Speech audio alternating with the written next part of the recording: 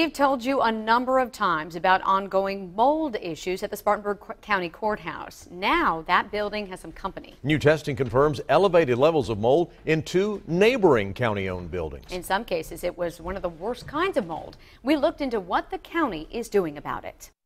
It's not a pretty sight. This open-air return, one of several spots slated for cleanup by a mold report that showed elevated levels of spores inside 180 Library Street. The county-owned building is directly across from another one very familiar with mold. I can't say I was surprised. Murray Glenn, the solicitor's spokesman, recalls how his whole office was forced to move out of the Spartanburg County Courthouse for 5 weeks last year during major mold remediation. Last summer it was my office. Round 2, which was several months ago, was directly across from me.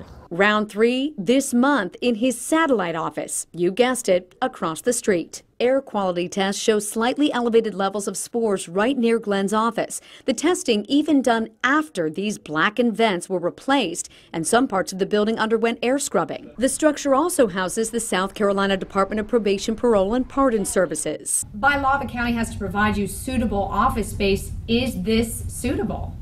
Well, that remains to be seen.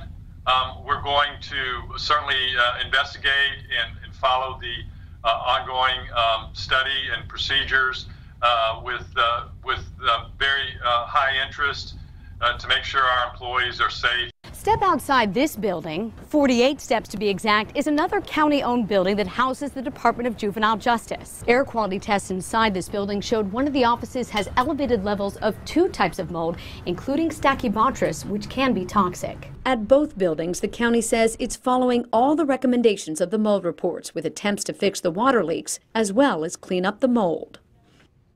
Now, I should mention, most of the rooms in both of those buildings came up with normal, not elevated mold levels. But at issue is whether cleanup that was done before air tests should have been done after to get a more accurate reading of what people in that building have been dealing with.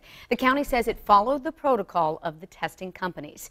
Now, if taxpayers approve the building of a new courthouse this fall, all of the offices in these 2 buildings will be relocated to the new facility.